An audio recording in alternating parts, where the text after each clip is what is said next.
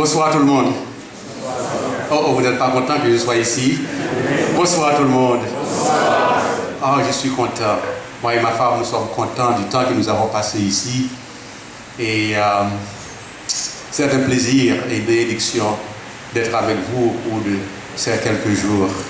Nous aimerions que les jours se prolongent, mais malheureusement, le temps passe tic-tac, tic-tac, tic-tac, tic-tac. Et on ne se rend pas compte qu'avec chaque tic-tac, ce sont des heures qui passent et des jours qui passent. Mais c'est ce qui est arrivé. Et il nous faudra laisser le pays pour regarder les États-Unis. Je vous demande de prier pour nous, car le ministère continue. Dimanche, je prêcherai à l'église baptiste de Bethany à Miami. Prier pour que le Seigneur nous donne un mot pour son peuple. Et aussi, j'ai une grande besogne vers la fin de la période sabbatique. Il me faudra présenter des cours et à l'Institut Nogent-sur-Marne. C'est en France.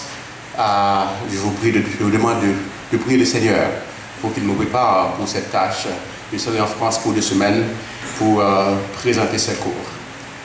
Je ne me sens pas capable, compétent pour de telles choses, mais je compte sur le Seigneur pour qu'il me rende compétent pour l'accomplissement de cette tâche. Je ne manquerai pas de prier pour vous et de vous avoir à l'esprit. Je suis convaincu que vous qui êtes devant moi, vous qui êtes assis dans ce siège, il n'y a pas de doute que vous représentez en grande partie la solution par la grâce de Dieu au problème d'Haïti. Nous le croyons de tout cœur, nous qui faisons partie du conseil d'administration du séminaire. Et nous continuons à prier pour que le Seigneur fasse de grandes choses par votre canal et votre truchement. Seigneur, nous voici devant toi. Nous reconnaissons notre incapacité, mais nous comptons sur toi. Nous dépendons de toi. Seigneur, nous avons fait des préparatifs dans une ligne donnée. Mais c'est ton esprit qui est souverain. Nous voulons, Seigneur, qu'il prenne la direction de ces quelques minutes que nous allons passer ensemble autour de ta parole. Au nom de Jésus, notre Seigneur, nous te prions. Amen. Dans mon premier entretien, je vous ai parlé de la posture que l'Église haïtienne doit adopter si cette Église doit porter une contribution dans le grand projet de guérison nationale. Dans notre second pourparler, nous mettons l'emphase sur le genre de leadership que vous, leaders et futurs leaders d'Haïti, doit pouvoir à cette Église pour la positionner à remplir son rôle de guérisseur.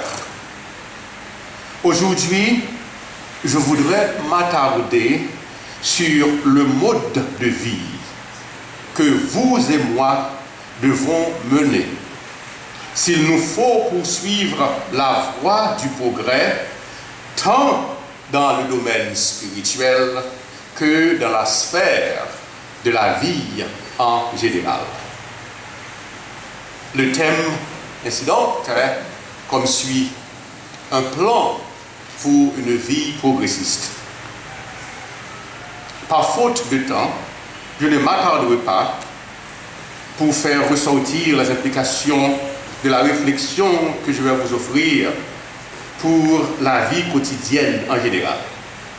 Je m'attarderai plutôt sur l'aspect spirituel, mais la réflexion sous-entend tout au long les implications pour la vie en général. Vous venez d'entendre la lecture du passage que notre frère a faite. Le passage se trouve en Philippiens, le 3e chapitre, et les versets 12 à 16. Dans ce texte classique de l'apôtre Paul, je remarque un plan pour la vie progressiste à 4 volets. Le premier volet est ce que j'appelle une saine insatisfaction. Une saine insatisfaction. Paul concluait la section précédente, vous le connaissez très bien, par une déclaration optimiste. Au verset 7, il dit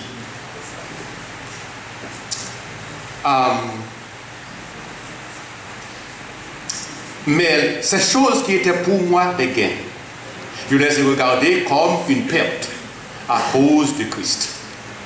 Et même je regarde toutes choses comme une perte à cause de l'excellence, de la connaissance de Jésus-Christ, mon Seigneur, pour lequel j'ai renoncé à tout. Et je le regarde comme de la boue, afin de gagner Christ. Et d'être trouvé en lui, non avec ma justice, celle qui vient de la loi, mais avec celle qui s'obtient par la foi en Jésus-Christ, la justice qui vient de Dieu par la foi. Afin de connaître Christ, il conclut la section, et la puissance de sa résurrection, et la communion de ses souffrances en devenant conforme à lui dans sa mort, et pour parvenir, si je puis, à la résurrection d'entre les morts. C'est la pensée avec laquelle Paul a conclu ce passage et ce paragraphe.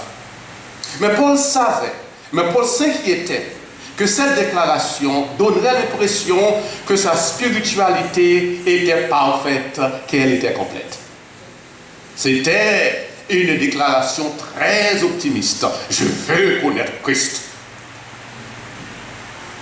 Pour contrecarrer ce malentendu, Paul émet un désaveu.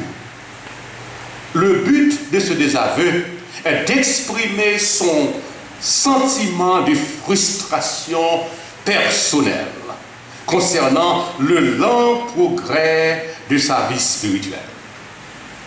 Au verset 12a, il déclare qu'il n'a pas encore obtenu cette chose qui lui apporterait une satisfaction complète dans sa marche avec le Seigneur. Au verset 12e, il dit « Non, je ne l'ai pas encore obtenu. » Et la forme, l'expression, le langage dans le grec est une expression intensive. Une expression intensive. Ouk, aider et la bonne.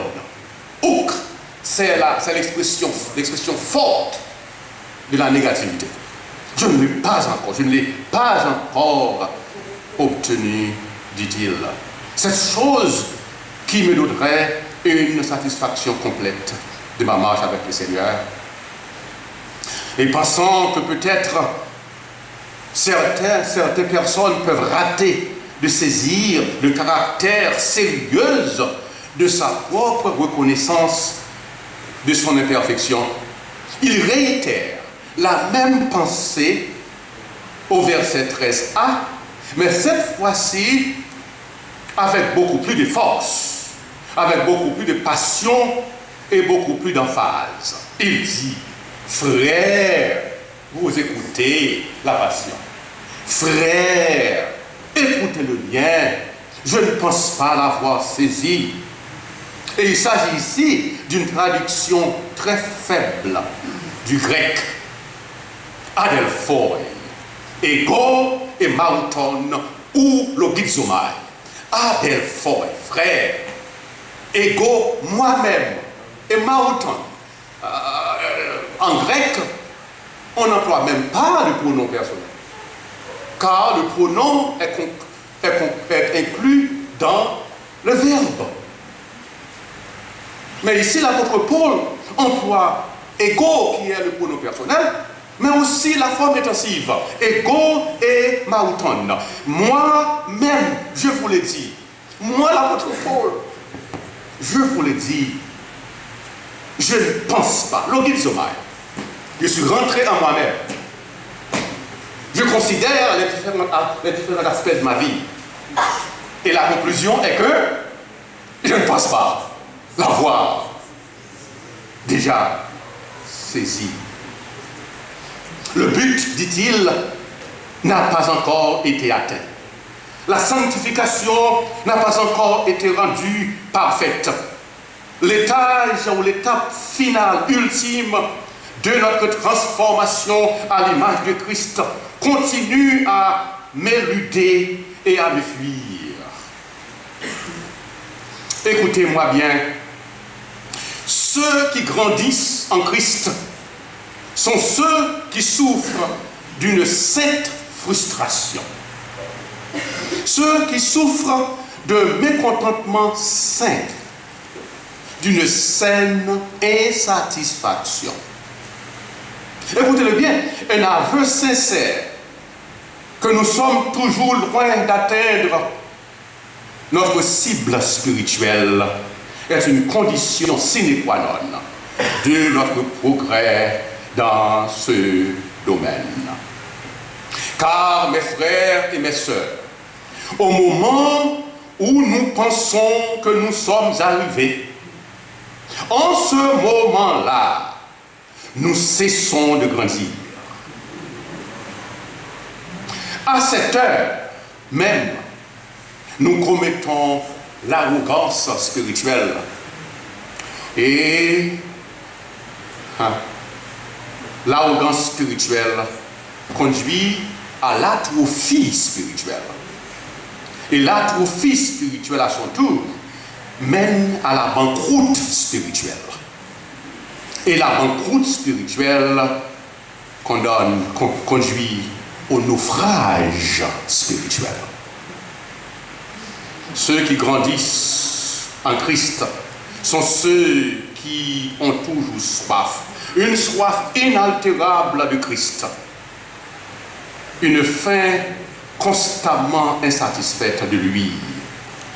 Ceux qui disent avec le psalmiste au psaume 42 et le verset premier, vous le connaissez bien, ce psaume, le psalmiste déclare avec humilité, comme une biche soupire après des courants d'eau, ainsi mon âme soupire après toi, ô Dieu. Mon âme a soif du Dieu vivant. Quand irai-je et paraîtrai-je devant la face de Dieu? Une saine insatisfaction. Mais il y a une autre chose qu'il nous faut souligner dans ce texte. Et il s'agit cette fois-ci d'un dévouement passionné. L'insatisfaction est nécessaire à notre progrès spirituel, mais elle n'est guère suffisante à ce progrès. Pour grandir, il n'est pas suffisant pour que nous soyons satisfaits d'être insatisfaits. Il y a des gens qui se plaisent dans leur insatisfaction. Vous n'êtes pas où vous devez être en Christ. Moi, je le sais. Moi aussi, je suis insatisfait. Et point final. Pour faire du progrès, nous devons faire quelque chose de notre insatisfaction. Que faites-vous de cette saine insatisfaction dont vous faites l'expérience? Paul comprit bien ce principe. Il nous dit que son insatisfaction engendrait une sainte ambition. Une ambition qui le rendait résolu de poursuivre son but avec dévouement, un dévouement singulier et un dévouement passionné. Écoutons-le au verset 13b. Mais, je ne pense pas l'avoir encore atteint. Mais je fais une chose. Vous le voyez? Je fais une chose. Je fais une chose. Et la traduction grecque en française est ici trop polie. Car dans le grec, il n'y a pas une chose. Non, il n'y a pas ça. Le grec original donne l'idée de quelqu'un qui est hors de haleine. Je ne sais pas lui souffler. Qui est à bout de son souffle. Je ne crois pas, je ne pense pas l'avoir saisi, dit-il. Mais une chose, point final. C'est nous qui mettons, je fais. Je ne pense pas l'avoir saisi, mais une chose. Une chose. Mais une chose. C'est quoi ça? Un dévouement singulier. Une consécration particulière est une condition essentielle de succès dans le domaine de la vie. Très peu de nous sont capables d'entamer une multitude d'entreprises et de les accomplir toutes avec excellence. Non, on ne peut pas faire ça parfois. Mais ce n'est pas possible. Pour exceller, nous devons nous adonner à une chose que nous sommes prêts de poursuivre avec passion. Avec passion. Ma femme et moi, nous avons 4 enfants. L'aîné s'appelle Joseph, et depuis que Joseph savait parler, il nous dit qu'il voulait devenir médecin. Un chirurgien. Nous l'encourageons à devenir médecin. Nous l'encourageons à devenir médecin. Mais à l'âge de 15 ans, Joseph vint à nous pour nous dire, vous voyez, je ne crois pas que je vais poursuivre la médecine. Il dit, j'ai soif, dit là. Vous le savez, nous autres haïtiens.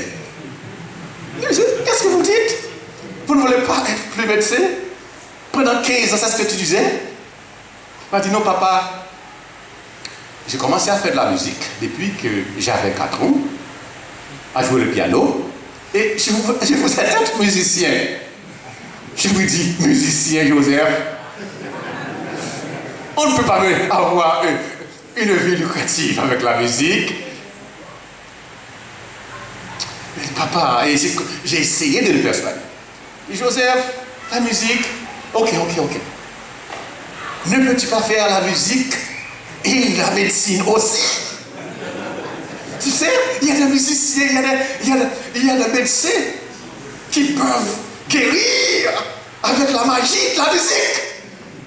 Tu veux faire les deux, n'est-ce pas, mon garçon? Nous étions en vacances à Montego Bay.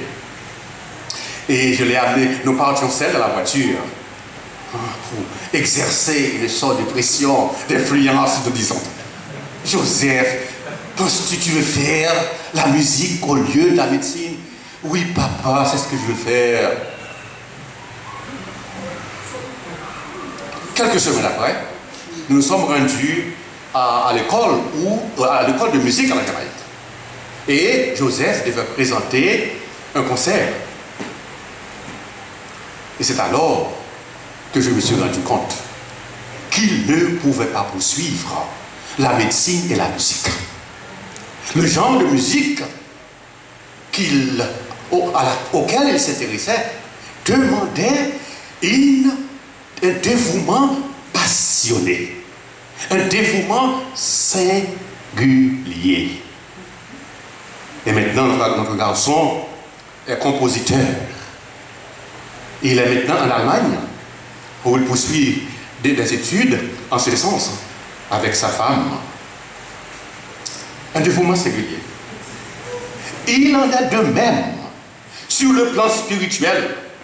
Plusieurs d'entre nous font faillite ou mènent une vie médiocre, faute de dévouement et de consécration. Nous poursuivons une pléthore d'intérêts. Et comme résultat, nous dissipons nos énergies. Nous voulons un peu un peu de spiritualité et un peu de charnalité. Pourquoi pas? Nous désirons la sainteté et la mondanité. Nous voulons une dose de Christ et une bonne dose de Mammon pour enregistrer du progrès dans la carrière spirituelle qui nous est ouverte. Nous